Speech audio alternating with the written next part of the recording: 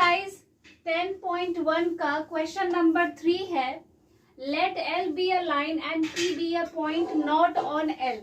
इसमें कहा गया है कि एल जो है वो एक लाइन है। सबसे पहले let L be a line, यानी हमें एक लाइन ड्रॉ करनी है।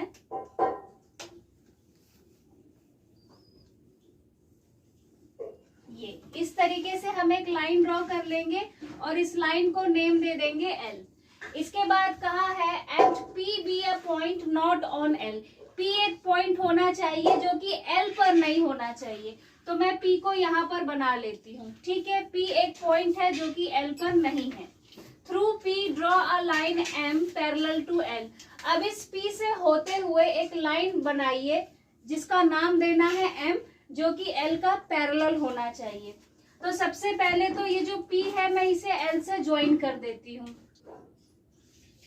इसे मैं इस तरीके से एल से मैंने इसको ज्वाइन कर दिया है। ठीक है, लाइन टेढ़ा है सीधा है उससे कोई मतलब नहीं है, एक स्ट्रेट लाइन आपको ड्रॉ कर देनी है।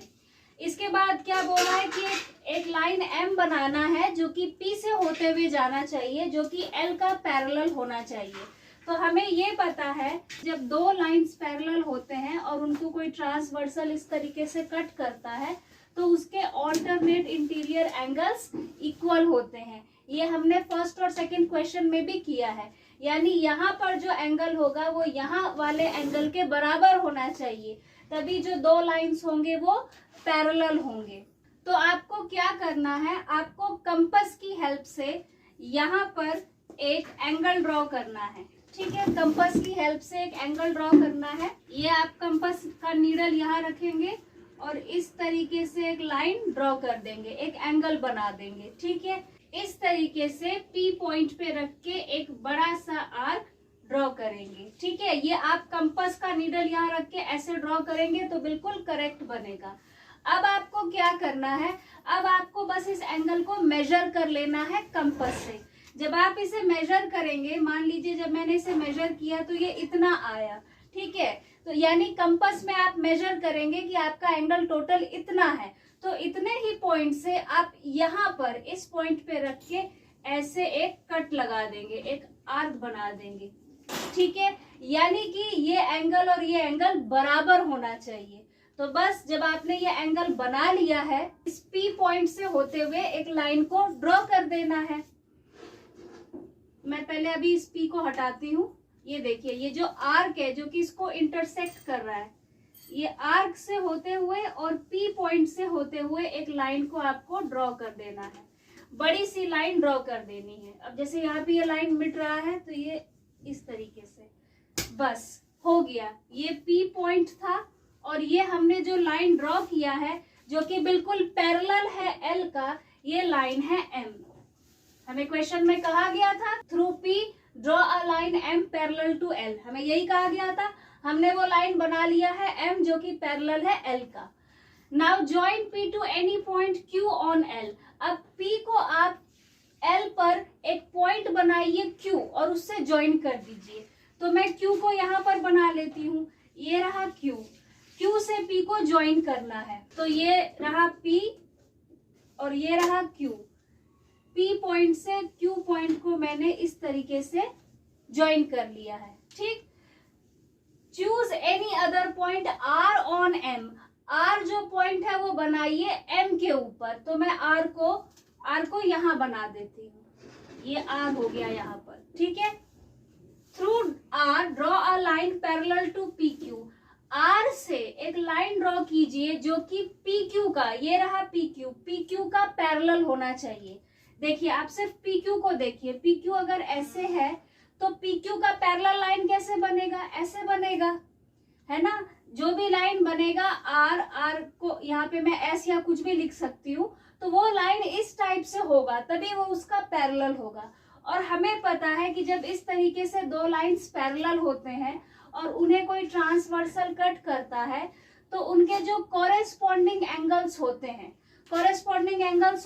Angles on the same side and on the same position, यानी सेम दिशा में, वही दिशा में और वही एंगल पे जो एंगल्स बन रहे होते हैं, सेम साइड पे सेम पोजीशन पे, तो वो होते हैं कॉरेस्पॉन्डिंग एंगल्स और वो पैरेलल लाइंस के इक्वल होते हैं। दोनों ही पैरेलल लाइंस के कॉरेस्पॉन्डिंग एंगल्स इक्वल होंगे। यानी कि यहाँ पर जो एंगल बन रहा है, ठीक है, यहाँ पर सबसे पहले आप एक एंगल बनाइए, कंपास की हेल्प से यहाँ पर एक एंगल बनाएंगे P से। तो P से जैसे मैंने बनाया ऐसे ऐसे, ठीक है। इसी तरीके से मैं क्या करूंगी, सेम कंपास को हिलाएंगे नहीं, अभी तक जितने भी एंगल हमने बनाए हैं कंपास को हिलाया नहीं है। तो R पॉइंट पे रख के मैं इस तरीके से एक बड़ा सा आर्क बनाऊंगी ऐसे, ठीक है, R पॉइंट पे रख के। और इसके बाद ये जो P है और ये जो एंगल है इसको मेजर कर लेंगे, ठीक है। मेजर कर लिया कि ये इतना है, तो R पॉइंट से इस पॉइंट को इस तरीके से कट कर देंगे, ऐसे आर्क लगा देंगे। यानी ये एंगल टोटल इतना है, P के बराबर एंगल इतना है। तो ये जो आर्क आपने ड्रॉ किया है ना, इस आर्क से होते हुए आपको लाइन ले जानी है, कुछ इस प्रकार से होते हुए आपको ये लाइन ड्रॉ कर देनी है। और आप अब चाहे तो ये जो एक्स्ट्रा जो आर्क है इसको आप हटा भी सकते हैं। तो ये था R, ठीक है। अब कहने का मतलब क्या है, जैसे मैंने बताया कि पैरेलल लाइंस के कॉरेस्पॉन्डिंग एंगल्स इक्वल होते हैं, यानी ये जो P एंगल है ये R एंगल के बराबर है, तो जाहिर है ये नीचे वाले एंगल्स भी बराबर ही होंगे। वो आपको शो नहीं करना, हमें सिर्फ इतना करना था, वो हमने कर लिया, ठीक है। अब क्या कहा है, through R draw a line parallel to PQ, let this meet L at S। और इस लाइन को मिलने दीजिए L से S पर, ठीक है। तो ये लाइन तो L है, L को मैं यहाँ लिख देती हूँ, और ये R किससे मीट कर रहा है, ये S से मीट कर रहा है, ठीक है। यहाँ से शुरू हो गए, यहाँ पे खत्म है RS जो कि पैरेलल है PQ का। जब आप इसे कंपास स्केल की हेल्प से, पेंसिल से नोटबुक में ड्रॉ करेंगे तो एकदम एक्यूरेट बनेगा। What shape do the two sets of parallel lines enclose?